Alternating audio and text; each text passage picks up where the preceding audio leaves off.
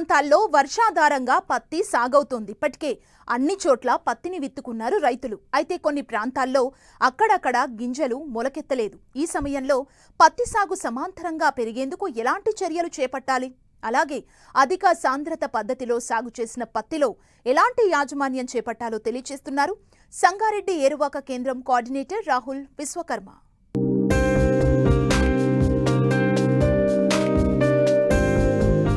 ఏడాది నైరుతి రుతుపవనాలు సమయానుకూలంగానే పలకరించాయి. అనంతరం వరుణుడు ముఖం చాటేశాడు. అడపాదడపా కురుస్తున్న వర్షాలకు చాలా వరకు రైతులు పత్తిని విత్తారు. కొన్ని చోట్ల వర్షాభావ పరిస్థితులు ఏర్పడడంతో మొక్కల ఎదుగుదల నిలిచిపోయింది. మరికొన్ని చోట్ల కొన్ని విత్తన గింజలు మొలకెత్తలేదు. ఈ సమయంలో పత్తిలో ఎలాంటి జాగ్రత్తలు చేపట్టాలి? ప్రస్తుతం ఆశించే చీడపీడలు ఏమిటి? వాటిని ఏ విధంగా అరికట్టవచ్చో రైతులకు తెలియజేస్తున్నారు సంగారెడ్డి ఏరువాక కేంద్రం కోఆర్డినేటర్ రాహుల్ విశ్వకర్మ.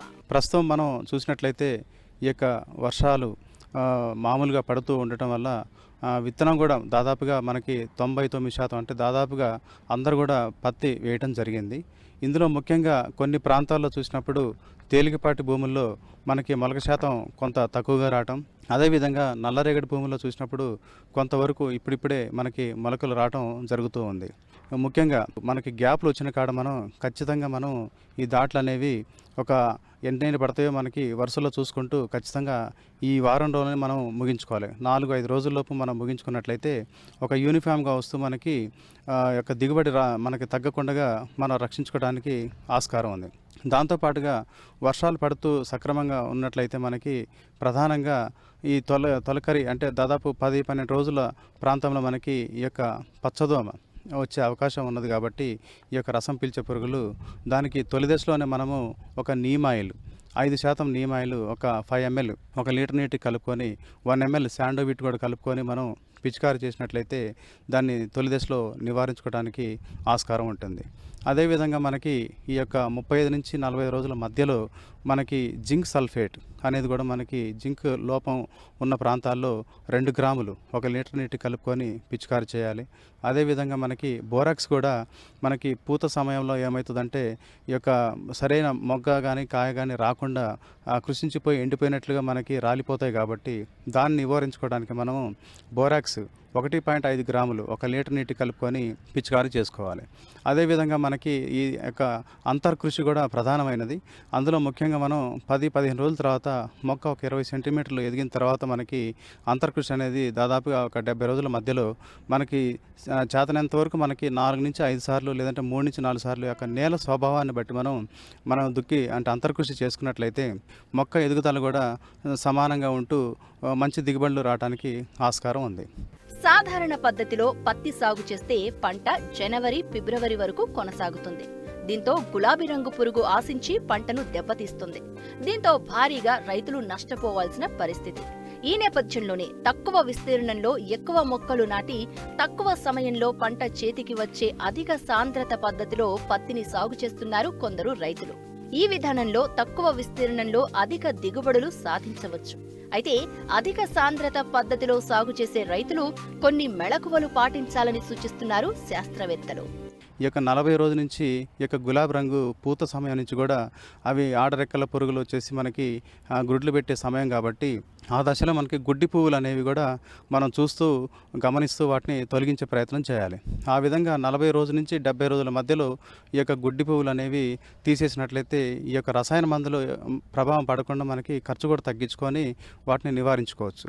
దాంతోపాటుగా మనకి ఎకో ఫ్రెండ్లీగా చూసినప్పుడు మనకి లింగాకర్షక బుట్టలు ఇవి కూడా ఎకరాకి గులాబీ రంగు పురుగు నివారించడం కోసం మనం ఎకరాకి ఒక 4 పెట్టుకున్నట్లయితే మనం వాటిలో గమనిస్తూ ఉండాలి. ఈ గమనించే దశలో మనం వరుసగా మనం ఒక 3 రోజులు రోజుకు ఒక 7-8 లాగా మనకు ఒక 20 పైచులకు మనకి ఈ యొక్క మగరెక్క పురుగులు కానీ ఇవి పడ్డట్లయితే మనకి ఖచ్చితంగా మనకి మాస్ ట్రాపింగ్ రూపంలో కూడా అంటే రసాయన మందు కన్నా ముందుగా కొంచెం ఫెరమోన్ ట్రాప్స్ అంటే లింగాకర్షక బుట్టలు ఒక 8 లాగా పెట్టుకున్నట్లయితే కొంతవరకు నివారించుకోవచ్చు. దానికి పైపాటుగా మనం రసాయన మందులకు వెళ్ళాలి అనుకుంటే మనకి ప్రొఫినోఫాస్ ఒక 2 ml 1 లీటర్ నీటికి, అదేవిధంగా మనకి క్లోరిఫైరిఫాస్ 2.5 ml లేదా థయోడికార్బ్ లార్విన్ అని దొరుకుతుంది మనకి, అవి కూడా 1.5 గ్రామ్. ఈ మూడిట్లో ఏదన్నా ఒకటి ప్రతి 7 రోజులకు ఒకసారి 1-2 సార్లు మనం పిచికారి చేసుకున్నట్లయితే ఈ యొక్క గులాబీ రంగు పురుగును కూడా సమర్థవంతంగా నివారించుకోవడానికి ఆస్కారం ఉంది. దీంతోపాటు ఇప్పుడున్నటువంటి సాంకేతిక కొత్త టెక్నాలజీ చూసినప్పుడు మనకి ఈ యొక్క అధిక సాంద్రత పద్ధతిలో వేసేటప్పుడు మనం ముఖ్యంగా మెపిక్వాడ్ క్లోరైడ్ అనేది సుమారుగా మనకి 45వ రోజు, అదేవిధంగా 60వ రోజు, అదేవిధంగా 75వ రోజు, ఈ 3 దఫాల్లో ఫస్ట్ 2 దఫాలు అంటే 45వ రోజు 1.2 ml 1 లీటర్ నీటికి చమత్కార్ అని మనకు మార్కెట్లో దొరుకుతుంది. అది కనుక మనం స్ప్రే చేసినట్లయితే, పిచికారి చేసినట్లయితే ఈ యొక్క సింపోడియల్ బ్రాంచెస్ పెరుగుతూ కింద ఉన్నటువంటి పొడుగైనటువంటి కొమ్మలు రాకుండా చిన్న చిన్న కొమ్మలు సింపోడియల్ బ్రాంచెస్ వస్తూ మోనోపొడియల్ తగ్గిస్తూ మనకు మొక్క కృషించబడి తక్కువ స్థాయిలో ఎదుగుతూ ఈ యొక్క అధిక సాంద్రత పద్ధతిలో జాగ్రత్తగా వహించాల్సి ఉంటుంది. దీంతో పాటుగా మనకి ఈ యొక్క రసం పీల్చే పురుగులు ఇంకా మిగతా కూడా ఉన్నట్లయితే మనం సుమారుగా 30 రోజు అయితేంది, అదేవిధంగా 45వ రోజు, 60వ రోజు ఈ బొట్టు పెట్టే పద్ధతి అనేది కూడా మనకి పాత సాంప్రదాయమే. మన రైతులు అక్కడక్కడ కూడా వాడుతున్నారు, ప్రోగ్రెసివ్ ఫార్మర్స్. దాంట్లో చూసినప్పుడు మనకి మోనోక్రోటోఫాస్ మరియు నీరు లేదా మనకి ఫ్లోనిక్ యామిడ్ అని దొరుకుతుంది గులాల, దాంతోపాటు నీరు 1:20 రేషియోలో మనకి బొట్టు పెట్టే పద్ధతిలో చేసుకున్నట్లయితే ఈ యొక్క మిత్ర పురుగులు బ్రతికించుకొని కాలుష్యం లేకుండా, అదేవిధంగా మనకి శత్రు పురుగులు అయినటువంటి రసం పీల్చే పురుగులు అయినటువంటి పచ్చదోమ, పేనుబంక, అదేవిధంగా తామర పురుగు, నల్లి, అదేవిధంగా మిగతా తెల్లదోమ లాంటివి కూడా నశింపబట్టడానికి ఆస్కారం ఉంటుంది. సాంప్రదాయ పద్ధతి కన్నా కూడా అధిక సాంద్రత పద్ధతిలో 10 నుంచి 12 రోజులు 15 రోజుల వరకు కాల పరిమితి తగ్గుతూ ఒకేసారి పంట మనకి పత్తి తీతగా వస్తుంది. సో దానివల్ల మనకి ఉపయోగం ఏంటంటే మనకి లేబర్ సమస్య కూడా లేకుండా ఉంటుంది. అందరూ ఒకేసారి లేబర్ వచ్చేసి ఒకేసారి తీయటం వల్ల రెండో పంటకు పోవడానికి ఆస్కారం ఉంటుంది. అదేవిధంగా ఈ యొక్క కాల పరిమితి కూడా డిసెంబర్ మాసం దాటకుండా ఉంటుంది కాబట్టి గులాబీ రంగు పురుగు నివారించుకుంటూ రెండో పంటకు పోవడానికి కూడా ఆస్కారం ఉంటుంది.